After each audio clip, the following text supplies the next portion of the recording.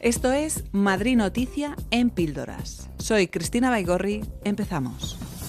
Hoy estoy con Paco Sagone, él es diseñador y con él vamos a visitar la exposición Guatemala Arte Textil, que está en el Centro Cultural Fernando Fernán Gómez hasta primeros de mayo. Hola Paco, ¿cómo estás? Muy contento de estar aquí viendo colores, viendo formas, una cosa que es muy de diseño. Entonces es como una fusión. Y venir aquí al Centro Cultural a ver estas cosas es como decir, bueno, en casa también tengo telares típicos, tengo sobremesas y cosas así, de colores muy del lago de Atitlán, que es uno de los puntos que vemos aquí.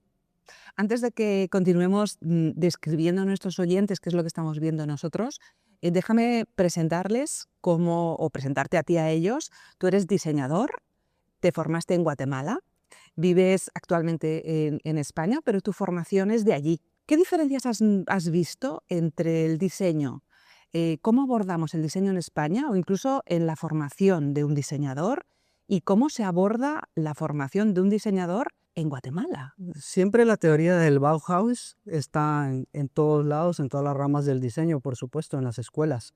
Pero es verdad que yo estudié en la Universidad Rafael Andívar, en la capital, y allí aprendimos las tecnologías a mano, digamos, a cortar tubo de metal, a soldarlo, a hacer también trabajos con madera, con aglomerados de madera, y vamos desarrollando proyectos de diseño desde el principio para esos talleres específicos de cada una de las tecnologías, y también ya eran proyectos personales que lo que le daba más o menos a uno la gana con los materiales disponibles.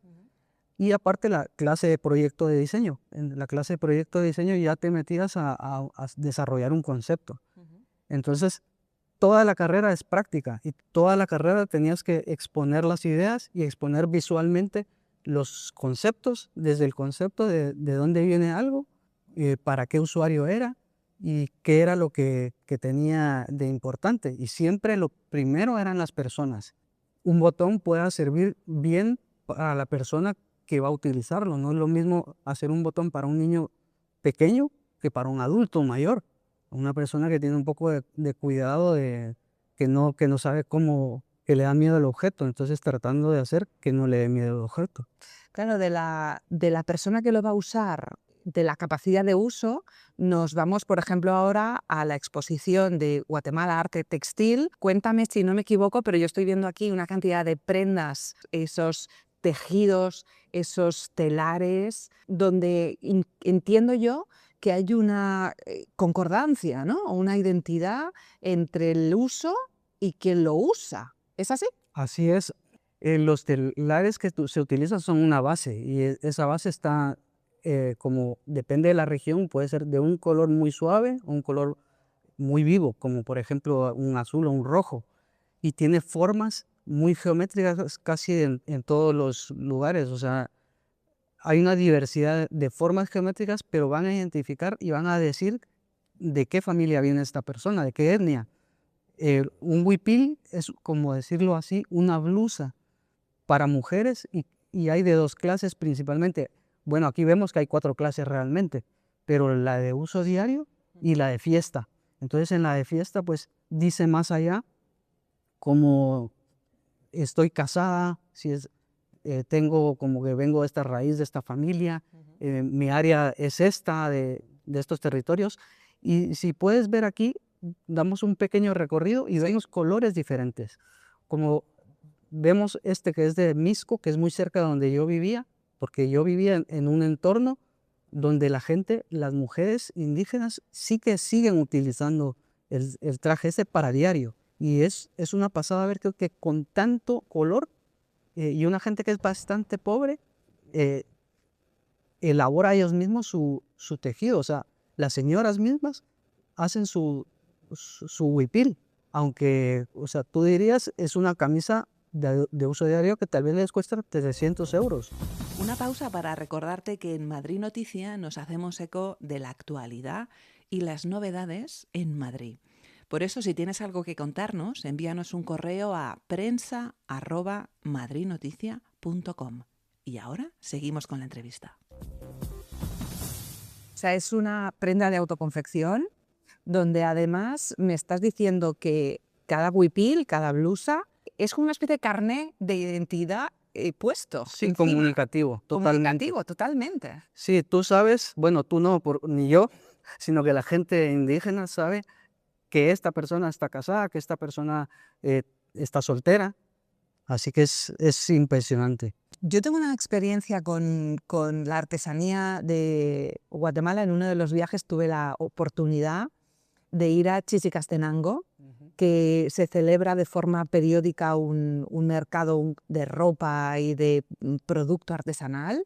Y recuerdo perfectamente cómo llegué una tarde, dormí en un hotelito al lado de la plaza, escuché toda la noche cómo se iban instalando los pequeños puestos, pero lo más interesante fue al día siguiente cuando puse un pie en aquel entorno y aquello era un universo de luz y de color y de belleza al más alto nivel. De hecho, los que llamábamos la atención éramos los que no íbamos con vestidos con producto de allí. O sea, éramos claramente los turistas. Y me di cuenta que el huipil y las faldas se usan de forma habitual. Es decir, no es simplemente para las festividades, que también lo son, pero que hay toda una población en Guatemala oriunda de la zona que además Sí. sigue manteniendo la tradición de una manera viva y vívida, todo.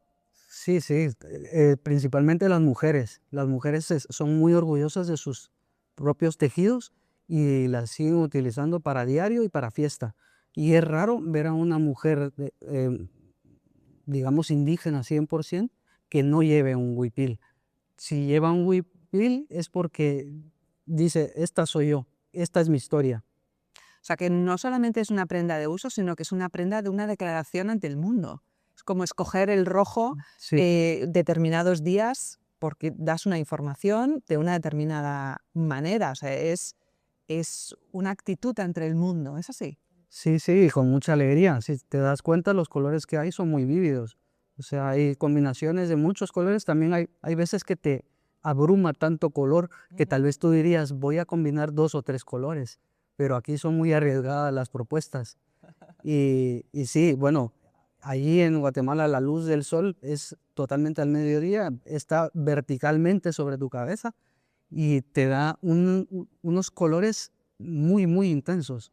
Y en la naturaleza, que hay mucha humedad, ves verdes, rojos, hay una cantidad de frutas, inclusive los pájaros. El ave nacional es el quetzal.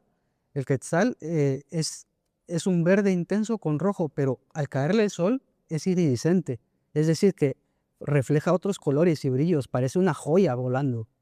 Esas características propias de una zona en cuanto a localización, a temperatura, clima, colores, cómo impacta el sol, ¿crees que afectan de una manera determinada al diseño, en concreto al tuyo? Porque tú ejerces como diseñador. ¿Qué te has traído de Guatemala? ¿Qué hay en ti de esa parte autóctona? Ahí las divisiones son muy grandes entre las culturas. Digamos, mi cultura donde yo estaba, aunque fuera de la capital y estaba rodeado de todo, es una pequeña burbuja. Pero sí que es verdad que los colores muy intensos que se dan, las formas muy, digamos, geométricas, que también pudieran parecer que fueran de la Bauhaus, porque hay mucho triángulo y mucha esquina aprovechada y de repente una curva, son como parte de lo que siempre estás buscando. Siempre estás buscando la forma básica, un cilindro, un rombo, y nada, las líneas rectas, pero no muy largas, que tenga un cambio específico. A mí me gusta hacer mucho contraste entre una cosa y otra. A mí me encanta que se vea bien cuál es el botón, si es que hay un botón, cuál es la parte para un brazo, la parte para la mano. A mí me encanta la semiótica. Para mí lo más importante del diseño es que la persona entienda simplemente al verlo qué es y cómo se usa. Y creo que en la cultura de América Central, sobre todo, las cosas son muy básicas. Y si no se entienden rápido, no te las aceptan. Entonces, quizás con formas más simples llegas más rápido a lo que necesitas. Bueno, pero esa simplicidad es muy complicada de conseguir y esa información tan directa y de una manera además tan universal, porque ¿tú crees que en diseño, según de dónde venimos, entendemos las cosas de una determinada manera o hay un lenguaje universal que realmente es el buen diseño? Bueno, el buen diseño para mí no solo es un lenguaje universal, o sea, tal vez no es un lenguaje universal, sino que es adaptar bien las cosas que tienes en ese momento y hacerlas como un puzzle, pero tú generando el puzzle para poner una cosa en un lugar específico que llame la atención, si es que tiene que llamarla, porque puede ser que no, o algo que pase totalmente desapercibido, pero que funcione bien y por supuesto tenga las proporciones adecuadas para ese uso que se va a dar.